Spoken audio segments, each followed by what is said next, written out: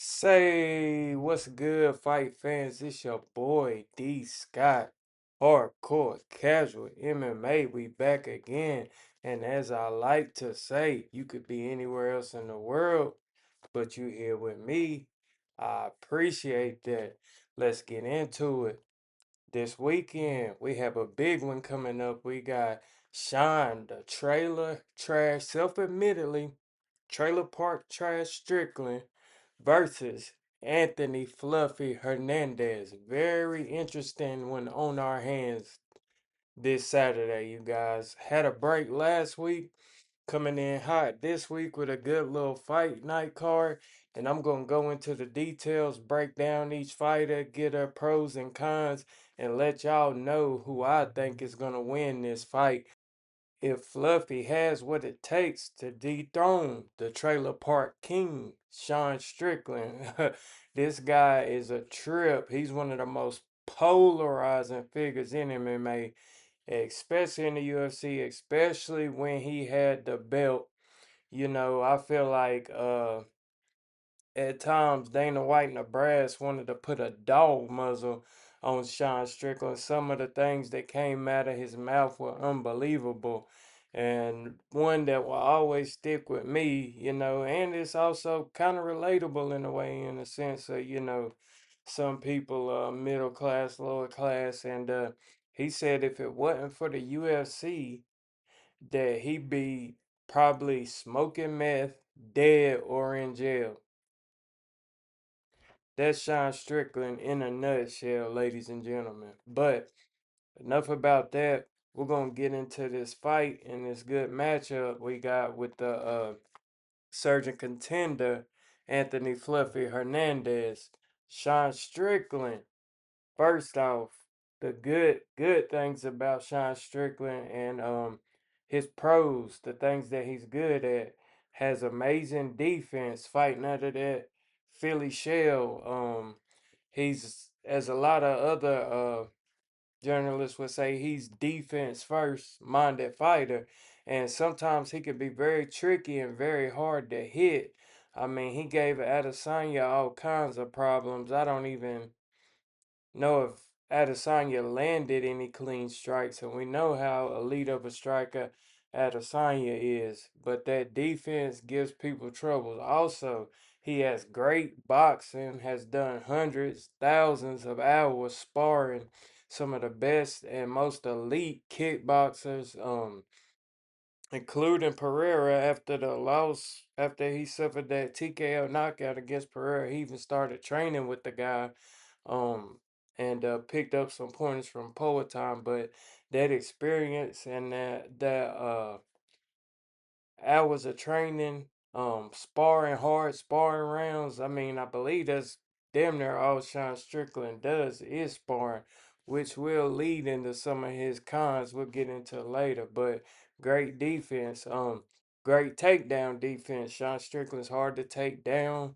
Um, he doesn't get taken down very much, and when he does get taken down, he gets right back up. Let's see, also good boxing, has a smooth, great piston-like jab, a good one too. Very basic boxing. Sometimes his hooks and other things are kind of sloppy, but they get the job done in MMA striking. But he has decent, basic, well-rounded boxing. Let's get into some of the cons of that style.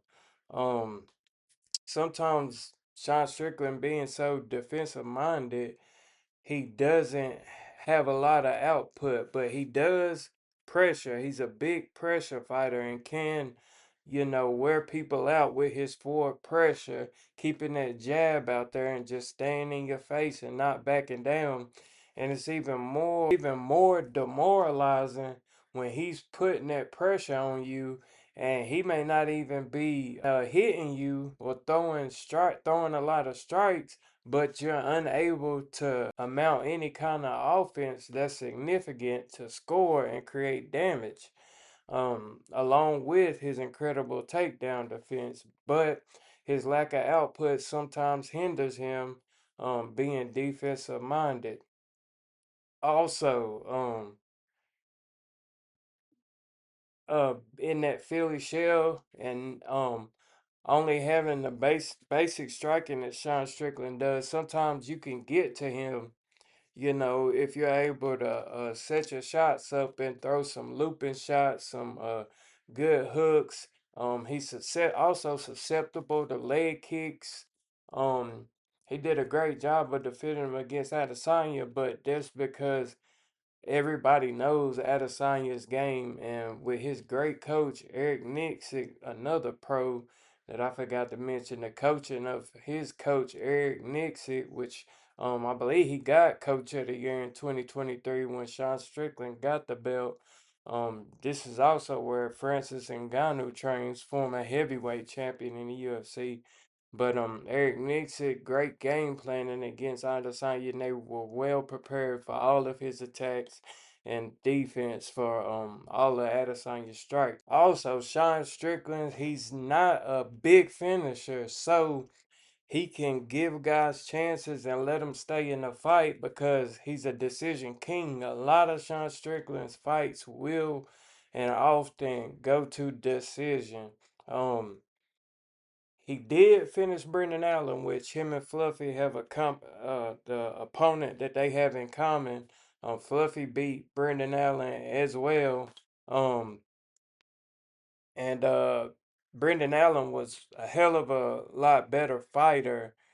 Um, Brendan Allen was a hell of a lot better fighter when Fluffy fought him, opposed to when Sean Strickland fought Brendan Allen. They were both kind of young in their MMA career. And another comment for Sean Strickland, his game is basic and he hasn't evolved. And a lot of fighters have faced him. He's got a lot of footage out there. And with some of these older guys, when they don't evolve their game and add things to it and switch it up a little bit, switch the style up. If they hate, then let them hate. Just watch the money pile up type shit. If they don't switch the style up, these coaches catch on to that, these fighters catch on to that, and they game plan and prep for them, and they become beatable, very beatable sometimes when that catches up with him. But he doesn't have a big arsenal of a strike. He likes to throw that teep, which is a good attack. He has that teep, that jab, the 1-2, his straight, very basic boxing. He doesn't have a grappling threat either in the wrestling. But still Sean Strickland has tons of experience and was a former champion and is at the top of the division in the middleweight division. But let's get on Anthony Fluffy Hernandez and see what he has to bring to the table. First up, Anthony Fluffy Hernandez is also a big pressure fighter, but he has a different style of pressure that he uses. He throws in that wrestling and mixes it up. And he's great with his jiu-jitsu, good cardio, good gas tank, good chin. His boxing is decent. It's basic as well. He likes to use his jab, but Anthony Hernandez has evolved a lot and become better and better each fight as he's went on in the UFC. But this is his first real tough test. His last test against Roman Delize, he ran through him like butter. I wouldn't consider Delize elite at the top of the middleweight division, but he was a good ranked opponent to show where Fluffy stood. But the only reason Fluffy had that fight, I believe, is no, that fight was before he got injured. Fluffy was supposed to be facing Rene DeRitter, but got injured and they scrapped that fight. Brendan Allen came in late notice and defeated Rene DeRitter. DeRitter looked terrible in that fight, but yeah, Fluffy coming back off that injury and he's evolved throughout every fight, and this is gonna be a good test for him to see where he stands. For the most part, the heavy grappling pressure, the cardio and endurance, the chin, and the toughness and willing to go all the way and get in a brawl is Anthony Hernandez's strength. Um, his weakness would be that he also, you know, doesn't have big knockout power. He doesn't have a plethora of striking, a big striking bag, as they would say. His bag is limited when it comes to his striking. Um, so this matchup is going to be interesting. His takedown defense is a little suspect, but we don't have to worry about that with Sean Strickland. He's not gonna attempt any takedowns. And yeah, that's that's that for the most part. But um how all this comes together, it's gonna be interesting to see how this fight plays out. Because if Anthony Hernandez, his key to victory is going to be being able to get some takedowns and being able to grind it out and get Sean Strickland in the clinch up against the cage, wear down on him. And if he's unable to get those takedowns, it's going to make a long night for Fluffy. So in this matchup, Fluffy's key to victory, his way to win is to be able to grind it out, to be able to put the pressure on Sean Strickland, nullify his striking, um, get takedowns, get him in the clinch, get him up against the cage, tire him out, wear on him, beat him and try to create as much damage as possible and find the finish. The problem with that though is Sean Strickland does have great takedown defense, and there have not been a lot of fighters that have been effective using their wrestling in that way to slow down Sean Strickland and be able to defeat him. But it is a possibility. But Sean Strickland's former champ, he has tons of experience in the UFC, tons of experience with grapplers, and it, it's interesting. The only reason that I kind of lean and give Fluffy a chance in this fight is because of his evolution throughout his career, and the more he's done each fight. But it's kind of the unknown at this point if he'll be able to go to the next level to be able to beat Sean Strickland, because standing on the feet, I don't know if Fluffy has the tools to defeat Sean Strickland. And more than likely, this fight is going to take place on the feet. Um, unless Fluffy can somehow impose his will. That's a big question in this one. What do you think, guys? Will Fluffy be able to dominate and impose his will with the grappling? Or do you think, like I think, for the most part, this fight is gonna probably more than likely take place standing and become a striking battle? But Fluffy's tough. He does have a cardio, and he will probably be willing to take risks to get Sean Strickland out of there. So we'll just have to see. But in my opinion, guys, I've been back and forth with it.